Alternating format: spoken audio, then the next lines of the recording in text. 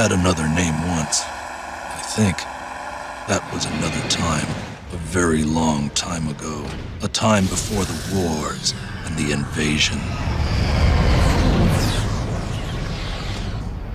A time before Dranik and the Horde came to Earth and destroyed everything I knew and loved.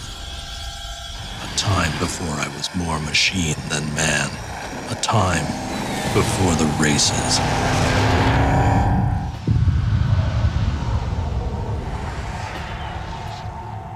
I was a soldier when Dranik's Horde came to Earth. He spoke of peace and cooperation. He spoke of a new galactic order. What he brought was death. Wasn't much of a war, really. It was over before most of us knew what had happened.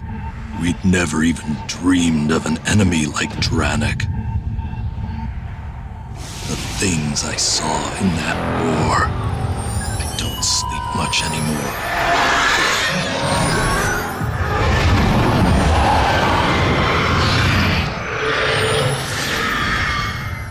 Sometimes I wake up screaming.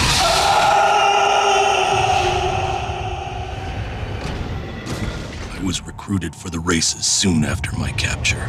Dranik called them competitions to enhance galactic unity. What a joke. They were an arena where he could satiate his unlimited lust for blood. A twisted contest where victory was less than hollow and defeat was death. We raged on the asphalt in machines of war. Battle lines were drawn on the track every day, and there was no prize for second place.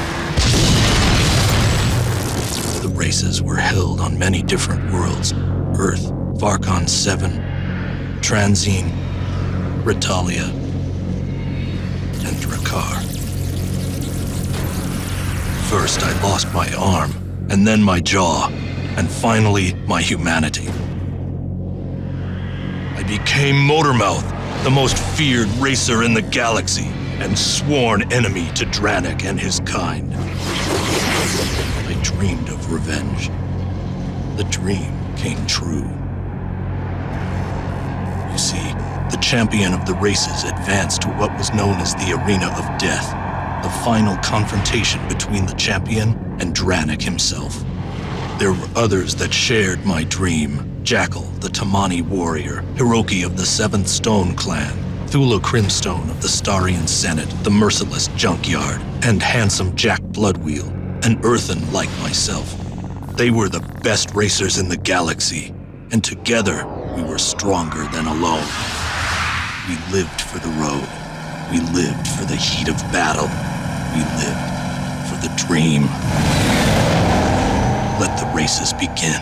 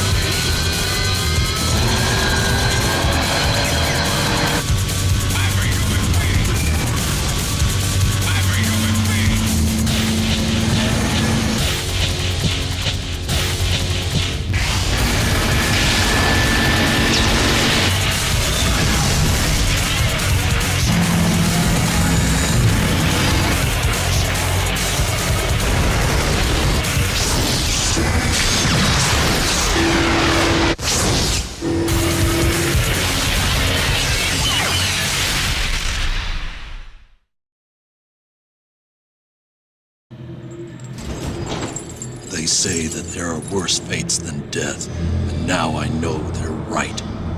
After Dranik's victory in the arena, we ended up here. Nothing to do but sit, rot, and relive those few moments in which we had hope. If only we hadn't been so close. This place, it makes me feel cold and dark and alone.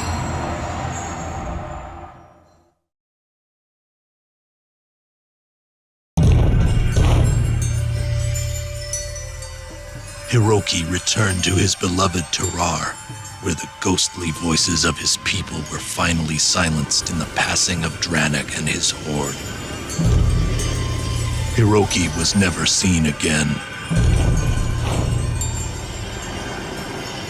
It is said that his spirit inhabits the Great Eagle Rock, where ancient leaders of the Stone Clan rest peacefully, and their names are whispered with respect and reverence.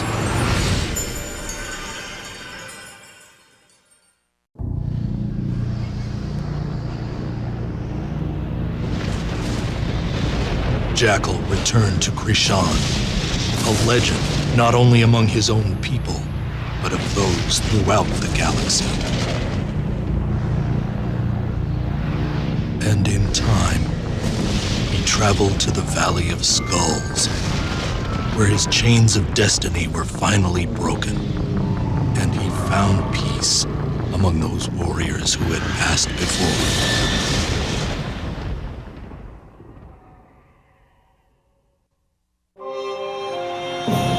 Handsome Jack Bloodwheel returned to Earth.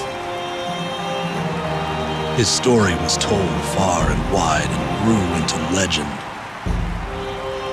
And everywhere he went, people followed.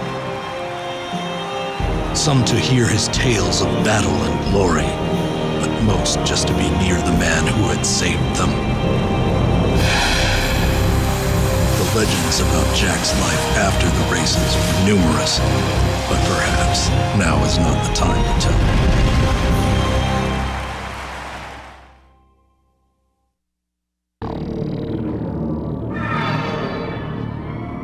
On Drakkar, beneath the smoking ruins of the Arena of Death, all traces of the Horde were wiped clean, and in time even the memories of their evil was forgotten.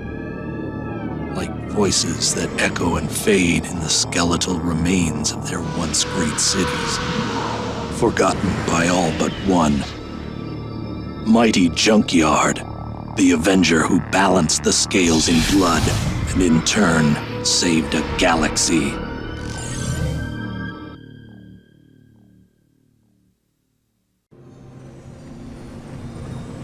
Thula returned to the Starian Empire she had saved from destruction, hailed far and wide as its greatest leader in 10,000 years.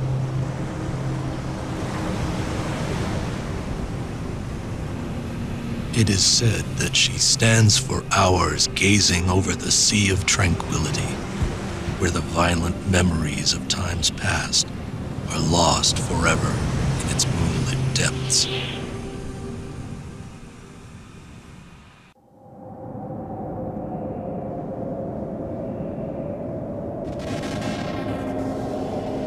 I returned to the smoking ruins of what was once Earth, and stood among the destruction that Dranik and the Horde had brought to my home. And as I recalled all that had happened, I remember thinking that in 1,000 lifetimes, I couldn't have punished Dranik for all that he'd done. But in the end, it was close. That's how it all ended.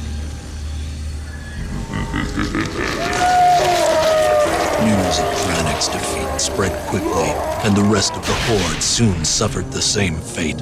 All traces of Dranik's tyranny were wiped clean, destroyed by the vengeful wrath of those peoples who had suffered his cruelty for the better part of a century. But the races have changed me forever. I choose to go my own way. The road calls and I must answer. My best times are spent behind the wheel, with the engine screaming and the tires smoking, and only the horizon to stop me. I suppose there's no better way.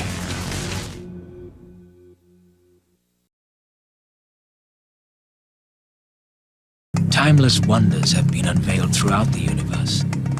The great pyramids of Earth, the foreboding mines of Archon 7, the magnificent underwater city Transine, and the spectacular crystal caverns of Retalia. A new wonder is about to be unveiled. Aztec from New Shop. The new wonder of the universe.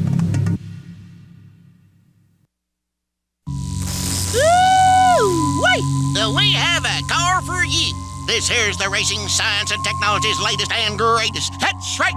Come on back. She's got Razor up to the laser cannons. She's got a supercharged 62-valve V48 beast of an engine. She's got black bale oil slick crap and a whole bunch of stuff I can't even explain or spell.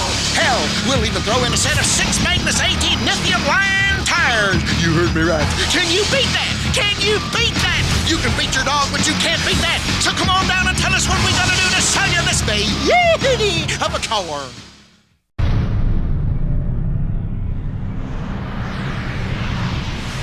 The power of creation is an awesome sight to behold. When pressure demands a release, when all conditions are met, that's when nature is at its most beautiful and its most deadly. The Hell Falcon, created by the pressure of the drive for perfection. Containing the beauty, the speed, and fury of the flame, with the unyielding durability of stone. Hell Falcon.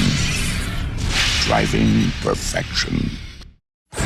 Driving has always required a certain grace, a certain style. Blood Moon Industries presents the Nightmare, the finest vehicle ever developed for the race. Suspended on a cushion of air, the Nightmare is a dream to drive. It has the highest quality vehicular weapons systems produced yet. With this much firepower at your fingertips, you'll be riding in the lap of luxury for years to come. The Nightmare, from our dreams to yours. You want to win the race? You know you gotta have performance. Well, I want to put you in a car that gives you that performance. With backdropping mines and dual-mounted 27mm cannons, you'll have it all. Geez, the Tiger Shark. Newest model of the Nemesis factory. Now, you know what this car is? Well, I have tried to explain it. So this is what I want you to do. I want you to come in and get it. You know you want this car. What do I gotta do to sell it to you? What is she called? Tiger Shark. That's what it is, Tiger Shark. Newest model of the Nemesis factory. And make yourself smile today. Am I right or am I wrong? The desert. It's said to be the harshest land on Earth. The harshest land breeds the most fearsome creatures. The scorpion, filled with deadly venom, capable of striking with blinding speed. Nothing dares its sting. Until now, Kill Science is proud to introduce the Tormentor, the car that makes it easy to laugh in the face of danger. Tormentor. It's payback time.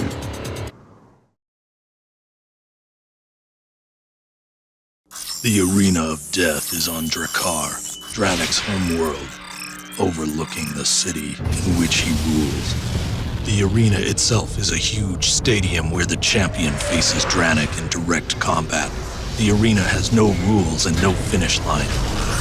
The only objective is to blow your opponent away by any means possible.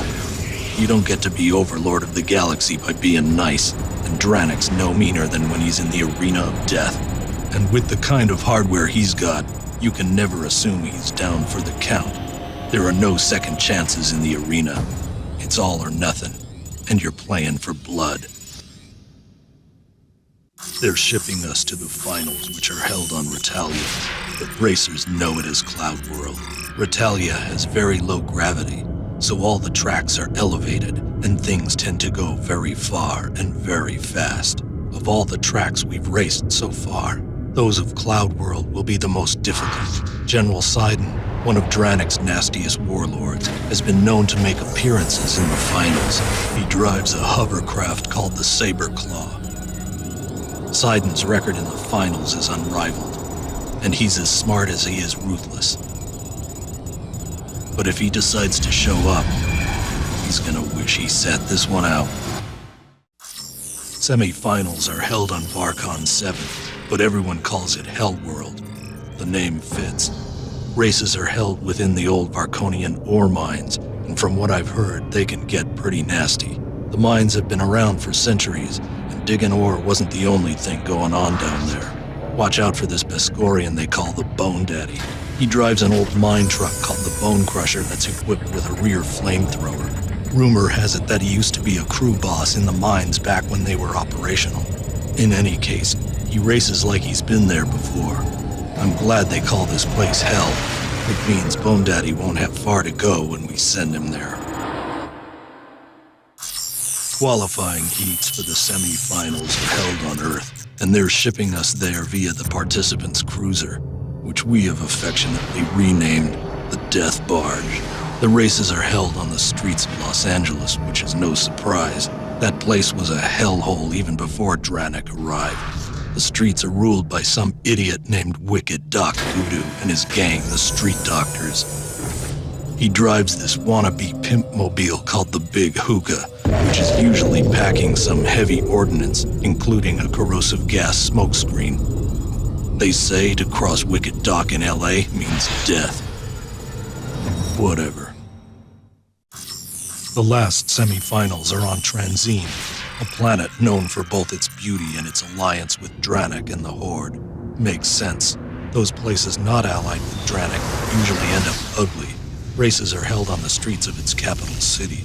Most people can't pronounce the name, so it's called Neo-Tokyo. Transine's emperor, a royal ugly named Long-Faced Lou, races for Dranik in a souped-up battle tank called the Titan. From what I hear, he doesn't like to lose, and his record proves it. The Titan fires a Class 3 shockwave, so if the Earth starts shaking, you know he's around. It ain't gonna be the only thing shaking when I get through with him.